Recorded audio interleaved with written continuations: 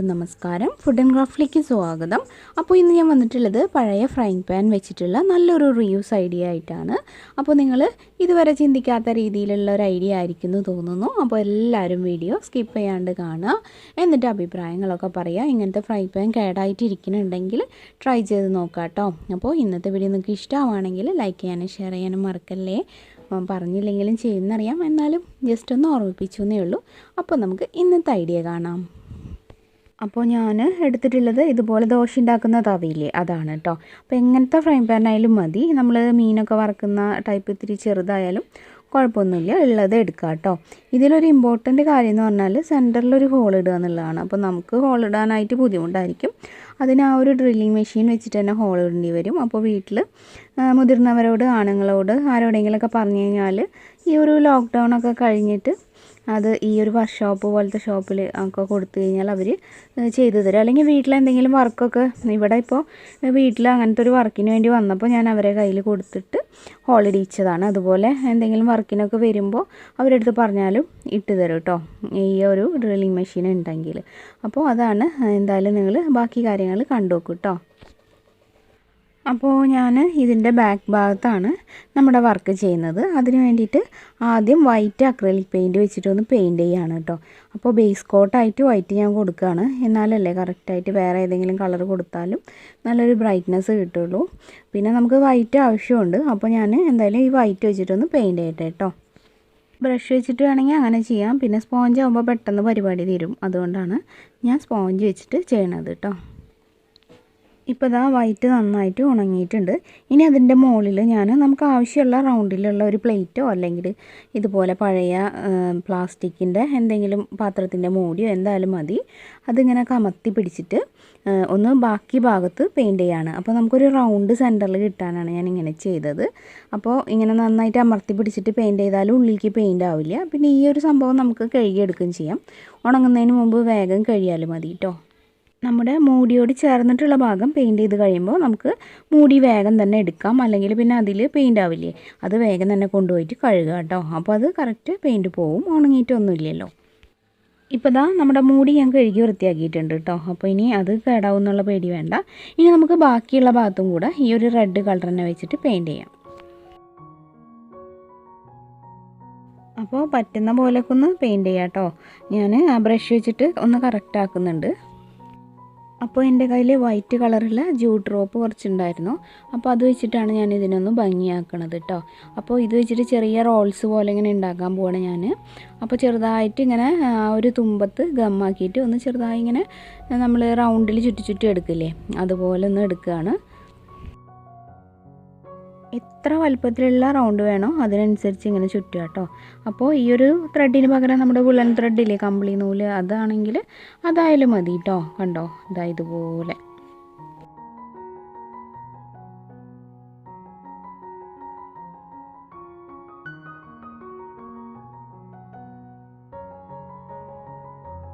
അടുത്തതും അതുപോലെ തന്നെ ആദ്യം ഒന്ന് ഗമ്മാക്കുക, പിന്നെ ഇങ്ങനെ പതുക്കെ ചുരുട്ടിയെടുക്കുക. അങ്ങനെ കൈ ഇങ്ങനെ വിടാണ്ടിരിക്കണം കേട്ടോ, വിട്ട് കഴിഞ്ഞാൽ അതങ്ങോട്ട് അഴിഞ്ഞു പോരും. ലാസ്റ്റ് മാത്രം പിന്നെ ഗമ്മ് തേച്ചാൽ മതി.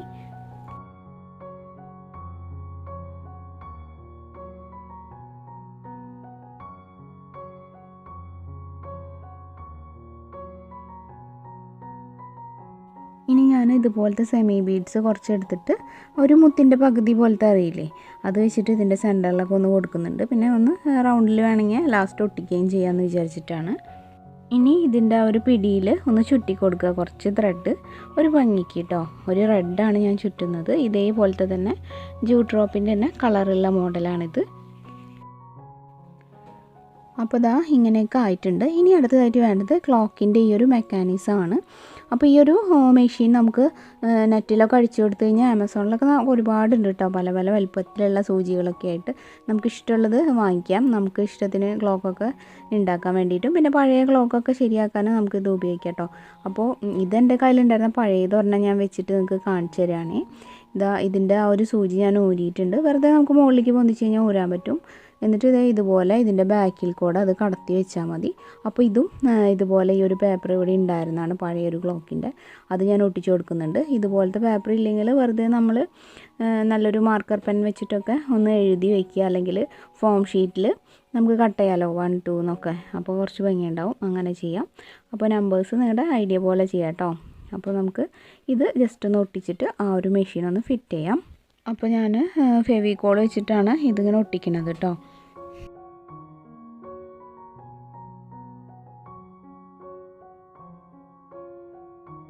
അതിനുശേഷം നമ്മൾ ആ ഒരു മെഷീൻ്റെ സൂചിയൊക്കെ ഊരി മാറ്റണം കേട്ടോ ഫസ്റ്റ്. അതിനുശേഷം ഈ ഒരു ഭാഗമല്ലേ അതിങ്ങനെ ഉള്ളിലേക്ക് കടത്തണം. അപ്പോൾ ജസ്റ്റ് ഒരു ഗ്ലൂ ഗൺ വെച്ചിട്ടൊന്ന് ഗമ്മാക്കിയാൽ മതി, അതിങ്ങനെ ഇളകാണ്ടിരുന്നോളും. പിന്നെ വേണമെങ്കിൽ ഒന്ന് ബലം പ്രയോഗിച്ച് കഴിഞ്ഞാൽ അത് നമുക്ക് ഊരി എടുക്കുകയും ചെയ്യാം. ഗ്ലൂ ഗൺ അല്ല അധികം അങ്ങോട്ട് വല്ലാണ്ട് അങ്ങനെ ഉറച്ചിരിക്കൊന്നുമില്ല കണ്ടോ. അപ്പോൾ അത് ഉള്ളിൽ കൂടെ വന്നിട്ടുണ്ട് കേട്ടോ. ഇനി അതിൽ സൂചിയും കൂടി ഇട്ട് കൊടുക്കണം. അപ്പോൾ നമ്മൾ ഊരിയിട്ടുള്ള പോലെ തന്നെ ആ ഒരു ഓർഡറിൽ തന്നെ സൂചികൾ ഇട്ട് കൊടുക്കുക. ഊരുമ്പോൾ ഒരു ശ്രദ്ധ വേണം എങ്ങനെയാണ് ഊരിയെന്നുള്ളത്, അത്രയ്ക്കേ ഉള്ളൂ. നല്ല സിമ്പിൾ തന്നെയാണ്, നമുക്ക് ആർക്കും ചെയ്യാൻ പറ്റുന്നതാണ്. അപ്പോൾ വീട്ടിലൊക്കെ പഴയ ക്ലോക്കൊക്കെ ഉണ്ടെങ്കിൽ നമുക്ക് ഇതുപോലത്തെ മെഷീൻ വാങ്ങിച്ച് കഴിഞ്ഞാൽ ഈസി ആയിട്ട് ശരിയാക്കാനും പറ്റും കേട്ടോ. നേരത്തെ നമ്മൾ ഒട്ടിച്ചതിൻ്റെ ബാക്കിയുള്ള സെമി ബീഡ്സ് ഇതുപോലെ ഇങ്ങനെ നമ്മൾ ആ ഒരു നമ്പേഴ്സിൻ്റെ നേരെയായിട്ട് ഞാൻ ഓരോന്ന് ഒട്ടിച്ചു കൊടുക്കുന്നുണ്ട്. ഇപ്പോൾ ഇതാ നമ്മുടെ ക്ലോക്ക് ഇവിടെ റെഡി ആയിട്ടുണ്ട്. അപ്പോൾ ഇത് പഴയൊരു മെക്കാനിസം ആയതുകൊണ്ട് വർക്ക് ചെയ്യിപ്പിച്ച് കാണിക്കാൻ നിവൃത്തിയില്ല. ഇതിനി പുതിയത് വാങ്ങിക്കണമെങ്കിൽ ലോക്ക്ഡൗൺ ഒക്കെ കഴിഞ്ഞിട്ടേ പറ്റുള്ളൂ. അപ്പോൾ ഞാനിത് മാറ്റിയിട്ട് വേറെ വെക്കാമെന്ന് വിചാരിച്ചു കേട്ടോ. അപ്പോൾ എന്തായാലും നിങ്ങൾക്ക് ഈ ഒരു ഐഡിയ കാണിച്ചു തരാൻ പറ്റിയല്ലോ. അപ്പോൾ എല്ലാവരും ട്രൈ ചെയ്ത് നോക്കണം. ഇങ്ങനെ ഉപയോഗിക്കാൻ തീരെ പറ്റാത്ത ഫ്രൈ പാൻ ഉണ്ടെങ്കിൽ കേട്ടോ, ചെറുതായാലും കുഴപ്പമില്ല. ചെറിയൊരു ക്ലോക്ക് നമ്മുടെ ഇഷ്ടത്തിനനുസരിച്ച് നമ്മുടെ വീട്ടിൻ്റെ ആ ഒരു കളറിനൊക്കെ അനുസരിച്ചിട്ട്, കർട്ടൻ്റെ കളറിനൊക്കെ അനുസരിച്ചിട്ട് നമുക്ക് സെറ്റ് ചെയ്യാം. അപ്പോൾ എല്ലാവർക്കും ഈ ഒരു ഐഡിയ ഇഷ്ടമായി എന്ന് വിചാരിക്കുന്നു. വീഡിയോ ഇഷ്ടമായാൽ ലൈക്ക് ചെയ്യാനും ഷെയർ ചെയ്യാനും, അതുപോലെ തന്നെ ചാനൽ ആദ്യമായിട്ട് കാണുകയാണെങ്കിൽ സബ്സ്ക്രൈബ് ചെയ്യാനും മറക്കരുതേ. സബ്സ്ക്രൈബ് ചെയ്യുമ്പോൾ ബെല്ലൈക്കൺ ക്ലിക്ക് ചെയ്യാനും ഓൾ എന്നുള്ളൊരു ഓപ്ഷൻ എനേബിൾ ആക്കാനും മറക്കരുത്. എന്നാലേ കറക്റ്റായിട്ട് നോട്ടിഫിക്കേഷൻസൊക്കെ കിട്ടുള്ളൂ. അപ്പോൾ കുറേ പേരൊക്കെ നോട്ടിഫിക്കേഷൻസ് കിട്ടുന്നില്ല എന്ന് കംപ്ലയിൻറ്റ് പറയുന്നുണ്ട്. അപ്പോൾ നിങ്ങൾ എപ്പോഴും ചാനൽ കാണുകയാണെങ്കിൽ നിങ്ങൾക്ക് നോട്ടിഫിക്കേഷൻ കിട്ടുമായിരിക്കും. അതുപോലെ എന്തെങ്കിലും ഒരു കമൻറ്റൊക്കെ ഇട്ടിട്ട് ഒന്ന് ആക്റ്റീവ് ആവാൻ നോക്കുക. അപ്പോൾ എന്തായാലും നോട്ടിഫിക്കേഷൻസ് വരും കേട്ടോ. അപ്പോൾ നിങ്ങൾ പ്രാർത്ഥനാസ് വേൾഡും ഒന്ന് കാണുക. അതിൽ ഞാൻ ടിപ്സൊക്കെ അപ്ലോഡ് ചെയ്യുന്നുണ്ട് ഇപ്പോൾ. അപ്പോൾ അതിലുള്ള ടിപ്സ് നിങ്ങൾക്ക് ഒരുപാട് യൂസ്ഫുൾ ആവും. അപ്പോൾ താല്പര്യമുള്ളവർ കണ്ടു നോക്കിയിട്ട് അഭിപ്രായങ്ങളൊക്കെ പറയുക. കുറേ പേര് അതിലും കമൻറ്റ് ഇടാറുണ്ട് കേട്ടോ. ഇതിലുള്ള എപ്പോഴും എനിക്ക് കമൻറ്റ് ഇടുന്ന ആൾക്കാരുടെ കമൻറ്റ് എനിക്ക് അതിലും കാണുമ്പോൾ ഒരുപാട് സന്തോഷം തോന്നാറുണ്ട്. നിങ്ങളുടെ സപ്പോർട്ടിന് ഒരുപാട് നന്ദിയുണ്ട് കേട്ടോ. ഈ വീഡിയോ കാണുന്ന കൊച്ചു കൂട്ടുകാരൊക്കെ പ്രാർത്ഥനാസ് വേൾഡിലത്തെ വീഡിയോസൊക്കെ അമ്മയ്ക്കൊക്കെ ഒന്ന് എടുത്തിട്ട് കാണിച്ചു കൊടുക്കുക കേട്ടോ. അപ്പോൾ ആൻറ്റി അത് കാണാൻ പറഞ്ഞിട്ടുണ്ടെന്ന് പറഞ്ഞാൽ മതി. അപ്പോൾ എന്നിട്ട് അഭിപ്രായം പറയണേ. ഇനിയപ്പോൾ മറ്റൊരു നല്ല വീഡിയോ ആയിട്ട് നാളെ വരാം. എല്ലാവർക്കും നന്ദി. താങ്ക്